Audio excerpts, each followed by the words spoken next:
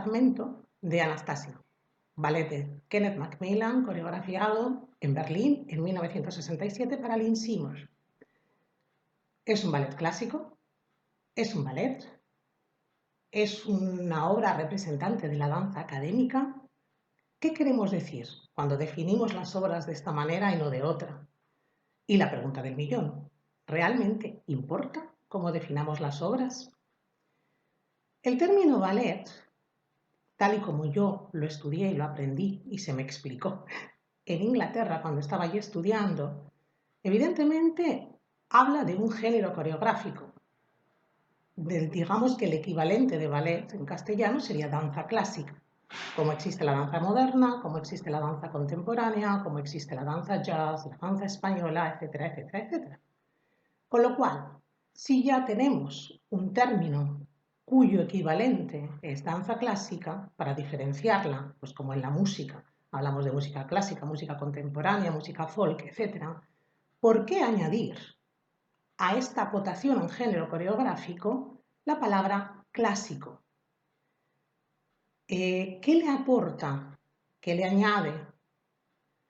Y más importante, ¿estamos sacrificando algo al definir una obra como clásica? ¿Y en qué sentido estamos utilizando la palabra clásica? ¿Estamos hablando de un canon o estamos hablando de su lugar en el repertorio? Porque evidentemente, si estamos utilizando la segunda acepción, hay muchas obras clásicas, pero no solo dentro del repertorio del ballet, sino de la danza moderna y la contemporánea. Recientemente, Mark Morris en una entrevista confirmaba algo así al comentar, cuando la entrevistadora le preguntó cómo definía sus obras, Mark Morris le preguntaba ¿a qué te refieres con contemporáneo y a qué te refieres con clásico? Porque yo cuando vi los ballets de Balanchine, cuando empecé a ver las obras de Balanchine, eran contemporáneas, porque estaban siendo creadas en el momento. Hoy en día son clásicos. Pero cuando hablamos de una obra, y normalmente los críticos, historiadores y demás hablan del ballet clásico, están añadiendo un adjetivo que no solamente está acotando el género coreográfico, que sería el ballet, sino que además está acotando una época muy determinada, lo que en el ballet entendemos como la época clásica, es decir, la época de la Rusia imperial, en la que Marius Petipa y también Lev Ivanov crearon algunas de las obras que en el siglo XX aquellos que rodeaban a los ballets rusos de Diaghilev decidieron que iban a constituir el canon clásico de la danza clásica o del ballet. Con lo cual, cuando hablamos de ballet clásico, yo instintivamente, y me imagino que muchas personas, tenemos esta imagen.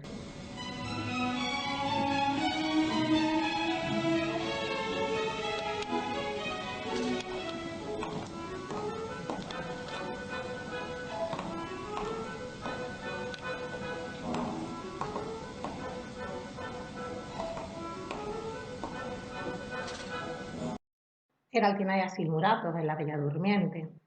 Instintivamente yo, si me hablan de ballet clásico, me viene esa época a la cabeza. No sé a ustedes.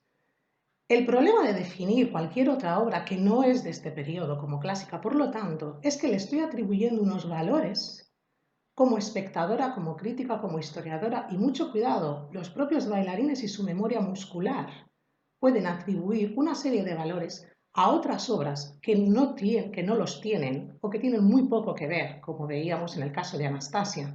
Sí, el lenguaje del ballet persiste en el uso de las puntas, el uso del anteor, etc., pero no el canon clásico. Es más, si hay algo que hace Macmillan es de alguna manera echar abajo o intentar echar abajo ese canon. No solo Macmillan, hay multitud de coreógrafos. Desde un punto de vista filosófico, hay historiadoras y académicas que sí que emplean ese término de ballet clásico con una mayor amplitud que las obras del siglo XIX creadas en Rusia. Tal es el caso de Jennifer Holmans en Apollo's Angels, pero ella lo hace desde un punto de vista filosófico, es decir, ella extrapola a la palabra clásica, extrapola todas esas ideas y virtudes y simbologías que se atribuyen a esta palabra. ¿Qué pasa al hacer algo así?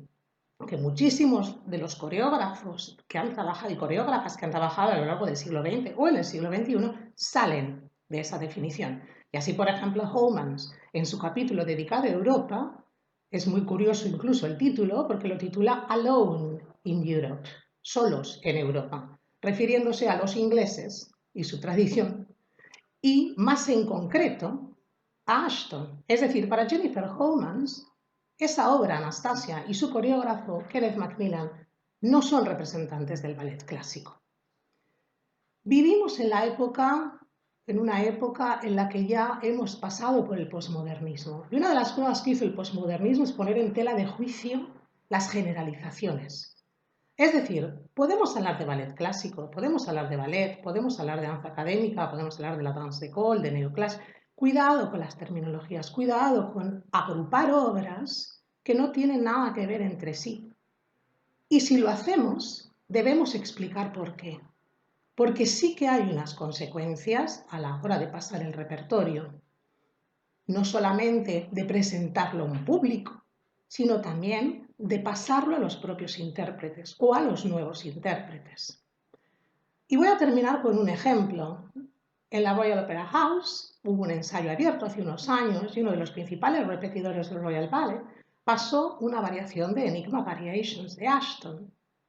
Al término del ensayo, y para diferenciar la obra de Ashton de la de Macmillan, definió Enigma Variations como Pure Classical Ballet, ballet clásico puro.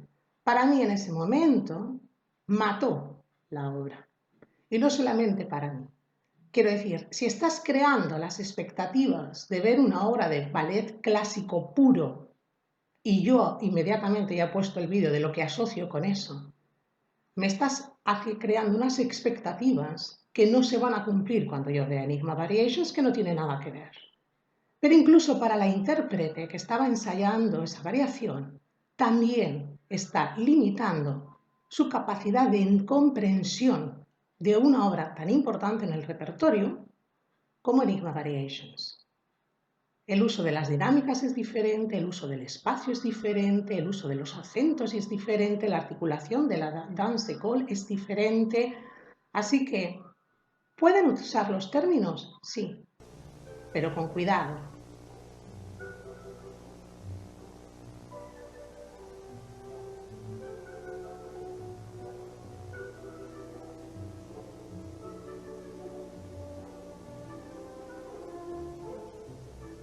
Debemos ser conscientes de que aunque la danza sea un arte no verbal, el poder del lenguaje todavía persiste a la hora de crear nuestros imaginarios y a la hora de definir nuestras expectativas.